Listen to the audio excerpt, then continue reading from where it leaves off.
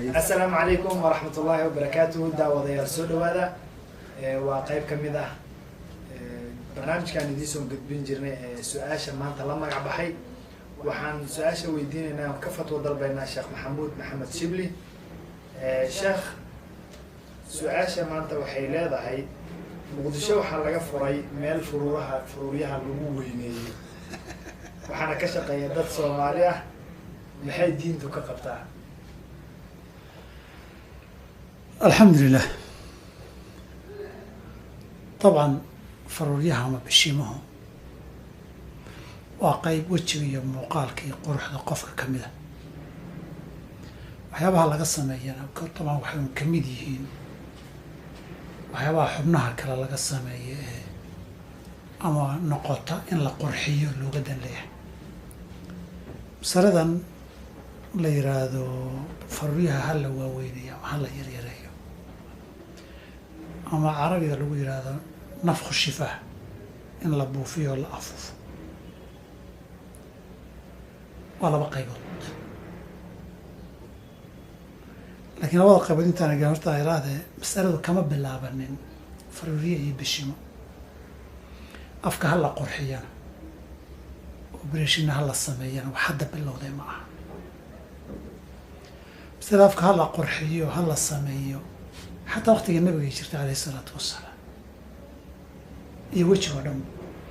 مركل لقاها الله يو الواشمة والنامصة يو المتفلجات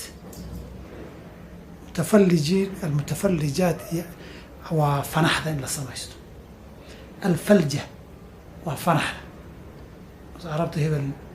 أما هبل فنح بلا مكلا هذا وحيلا ذا فلجة ilkaha in la qorqoro oo xanaf marbay xaragay ahayd in la dhuudhuubo marbay qurux ahayd qofku inuu fanax leeyahay marka waqtigii nabiga jirtay in la durduro oo ama meelaha bishimaha ama dhabanada inta la duro wax lagu lagu dhaxshubo dhiigga markuu dhiiga lagu duro wax dhibca u yeelayana caalamka meel badan ku hadda waayahan damana gacmaha lagu sharxayaan washmi baa la yiraahdaa waa jiri in fooda kor loo yar xeerana ama sunniyaha la gurana way jiri jirtay baashi kolba meel maraysay amba hadda bishimaha iyo farriyaha timid xubna la waaweyneeyo ama la yaryareeyana waqtigan aan joogno gaar ahaan dumar marka la yiraahdo naasaha ka horeey operation iyo qalitaan in lagu sameeyo hal la weyneeyo hal la yareeyo hal la seexiyo hal la taago inta operation iyo qalitaan iyo dawooyin iyo hormoon iyo waxyaabo lagu duro baa jiri tiibaa de moodada socota baa bishimaha soo gashay oo waxani oo wax dadka uun moodada socota iyo modelkaas hadda socday hadda waxaasaa lagu xaragooday hadda waxaasaa qurxi hal mid laba qaybood weeye marka wax joogta ah iyo waxaan joogta ahay waxyaabaha hadday waxaa jira qaarkood kareemyo la marsado oo saacad 2 saacadood 3 saacadood ay yar barbaranayaan yar afuufmayaan buufismayaan kadibna dabiici isaga soo noqonayso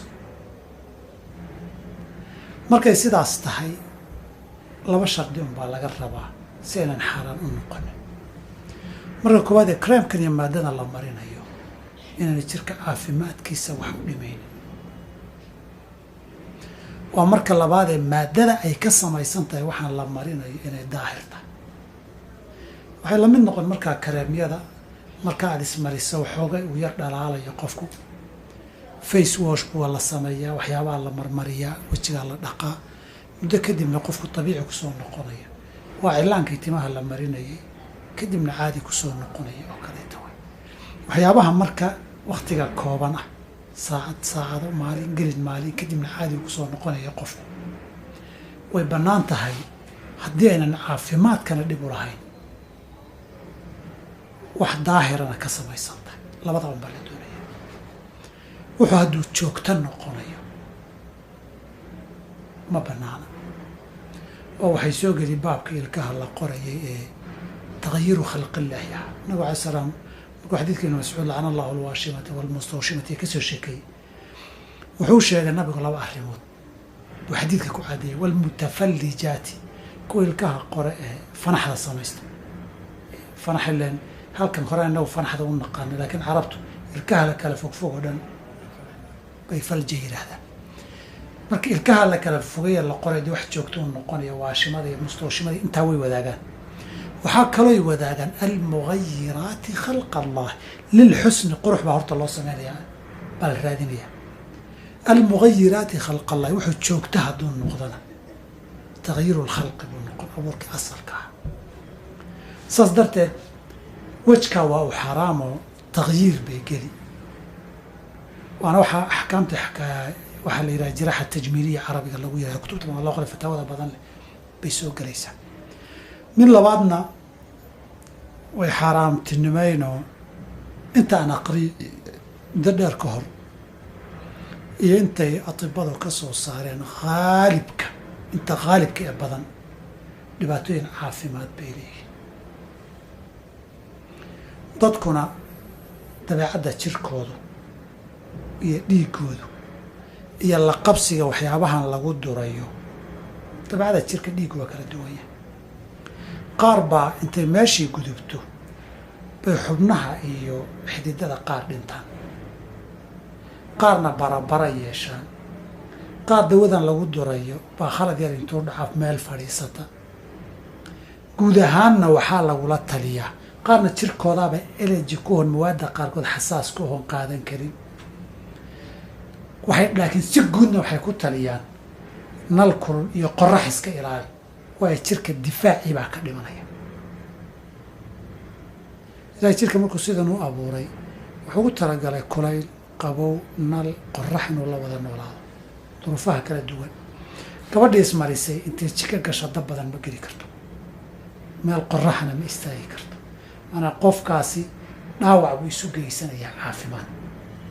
waxaa qoraxda iyo wax iftiinka iyo kulaylka iyo ka ilaaliya dhib badanoo caafimaadna waa leedahay mid saddexaadna way leedahay oo sheekh xusniyo waxaan quruxdii sideedaba keliya ma aha waxaan ma quruxsan yahay indhuhu waxay qurux u arkaan oo waxay maskaxdu u rumaysan tahay qurux inay tahay